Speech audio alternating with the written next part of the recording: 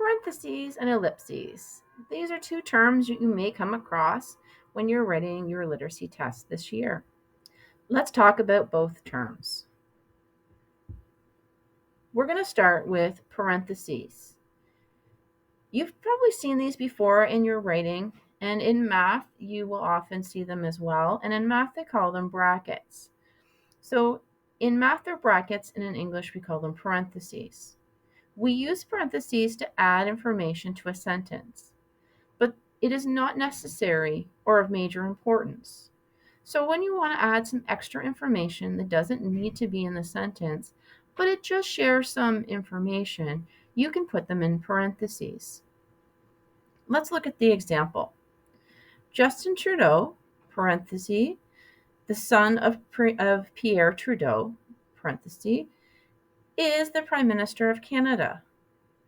So the son of Pierre Trudeau is some extra information.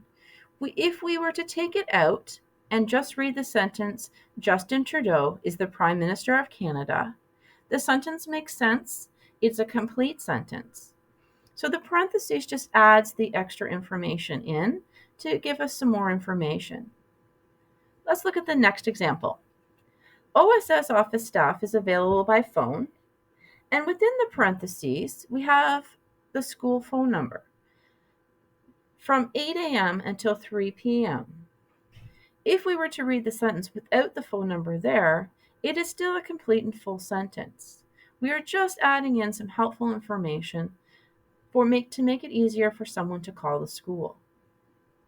So in this case, parentheses is for adding information, but is not vital to the sentence. Let's look at another example. George Washington, and within parentheses, we have the first American president. So if we were to take that out, we would have George Washington was born in 1732, which again is a complete sentence. We just have the bonus information of first American president. Let's go on. I went to the cinema to meet James. Again, that's a complete sentence on its own. In this case, the author is just letting us know that James is his oldest brother. It's not vital to the meaning of the sentence. It's just that extra interesting information that adds to the context. So in the terms of the literacy test, you may be asked what a parenthesis is, or where you would put a parenthesis in a sentence. So you just need to remember that it's adding that extra information. Another piece of grammar that comes up in the test is the ellipsis. The ellipsis is the 3 dots.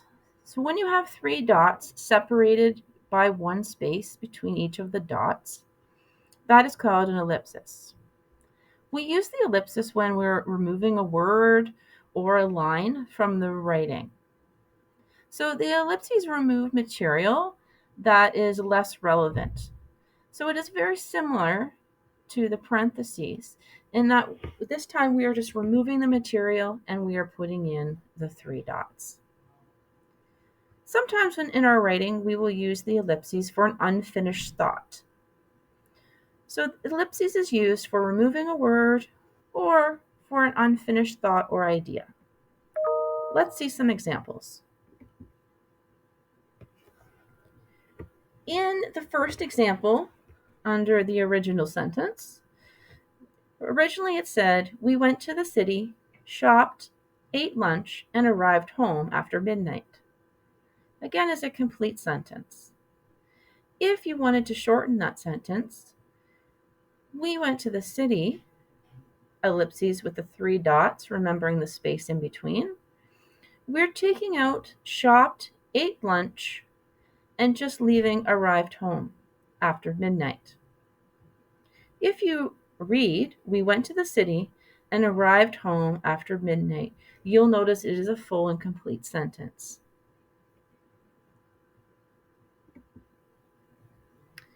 Let's look at some examples of when you might want to use an ellipsis to add a pause or to show an unfinished thought.